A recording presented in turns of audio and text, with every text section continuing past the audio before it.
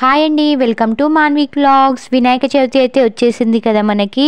ఈరోజు మనం వినాయకుడికి ఇష్టమైన తాలికల పాయసం గోధుమ పిండితో ఎలా చేసుకోవాలో చూసుకుందాం. కొంచెం పాలల్లో తురుముకున్న కొంచెం బెల్లం అయితే వేసి మొత్తం కరగనివ్వాలన్నమాట. ఎందుకంటే మనం తాలికలు చేసేటప్పుడు అవి తినేటప్పుడు అయితే సప్పగా అనిపిస్తాయి. అలా కాకుండా ఉండాలంటే వాటిలో కొంచెం మనం బెల్లము మిల్క్ వేసి కలిపేసుకుంటే అవి సప్పగా అయితే అనిపించదు. బెల్లం మొత్తం కరిగిపోయిన తర్వాత ఆ పాలని తీసుకువెళ్ళి మనం గోధుమ పిండిలో అయితే వేసుకొని ముద్దలాగా అయితే కలిపేసుకోవాలి.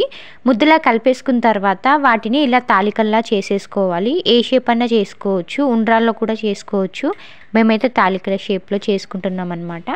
ఇలా అన్నీ చేసేసుకోవాలి. మా బుడ్డోడు కూడా హెల్ప్ చేసేస్తున్నాడు మాకు. మేము ఉండేది ముగ్గురమే కాబట్టి మా ముగ్గురికి అయితే ఇంత సరిపోతుంది అనమాట. అందుకని నేను ఇంతైతే చేసుకున్నాను. మీకు సరిపడినంత మీరు చేసేసుకోండి. చేసుకుంటూ వాటిని పిండిలో డిప్ చేసి ప్లేట్లో అయితే వేసుకోండి, లేదంటే అతుక్కుంటాయి అనమాట. తర్వాత అయితే ఇలా కొన్ని డ్రై ఫ్రూట్స్ అయితే కట్ చేసేసుకోండి. నా దగ్గర ఉన్న డ్రై ఫ్రూట్స్ అయితే నేను కట్ చేసుకున్నాను. ఇందులో మనకి బెల్లం కూడా కావాలి కాబట్టి ముందే బెల్లాన్ని కూడా తురిమి పెట్టేసుకోండి. తర్వాత ఒక గిన్నెలో ఆయిల్ అయితే తీసేసుకున్నాను. మేము ఘీ అయితే తినము కాబట్టి నేను ఆయిల్ వేసుకుంటున్నాను.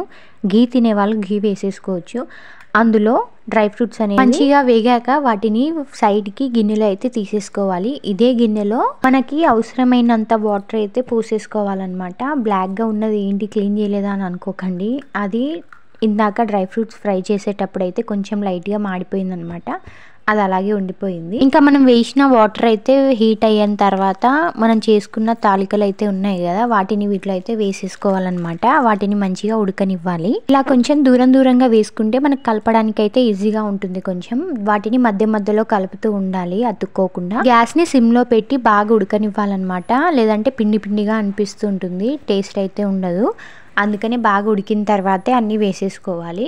అవి వన్ సైడ్ ఉడుకుతూ ఉంటే ఇంకో సైడ్ అయితే మనం పాలు అయితే వెయిట్ చేసుకోవాలన్నమాట. పాలు కూడా మనం లాస్ట్లో యాడ్ చేస్తాం కాబట్టి ఇప్పుడే వెయిట్ చేసుకొని చల్లగయ్యేదాకా ఉంచేసుకోవాలన్నమాట. అలాగే ఒక గిన్నెలో కొంచెం పిండి అయితే తీసుకొని అందులో వాటర్ వేసి కొంచెం పల్సగా అయితే కలిపేసుకోవాలి. ఇది పాయసాన్ని తిగ్గా చేయడానికి అయితే మనం లాస్ట్లో యాడ్ చేసుకుంటాం అనమాట. మీకు లాస్ట్లో చూపిస్తాను. ఇలా కలిపేసుకొని సైడ్కి అయితే పెట్టేసుకోండి.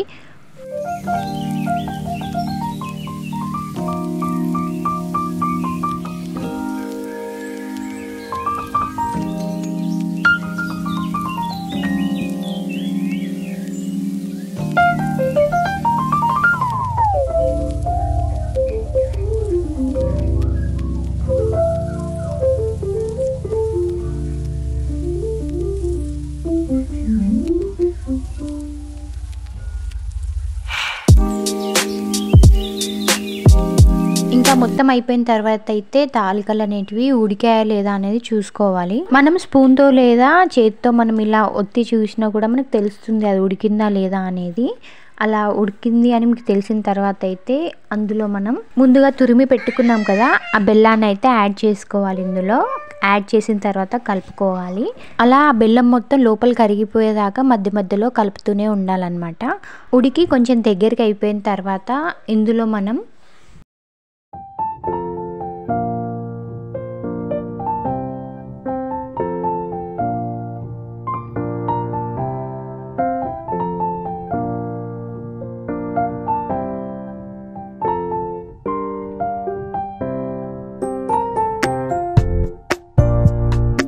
ఇందులో మనం ముందుగా కలిపి పెట్టుకున్న పిండిది వాటర్ ఉంటుంది కదా, ఇందులో కొంచెం వేస్తూ కలుపుకోవాలి.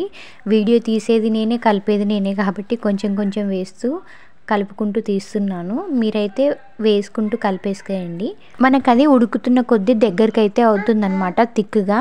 ఇంకా ఇప్పుడే కాకుండా చల్లగా అయిపోయిన తర్వాత కూడా ఇంకా థిక్గా ఉంటుంది కాబట్టి మీరు కొంచెం పలసగా ఉన్నప్పుడే బంద్ చేసేసుకోవాలి గ్యాస్ని.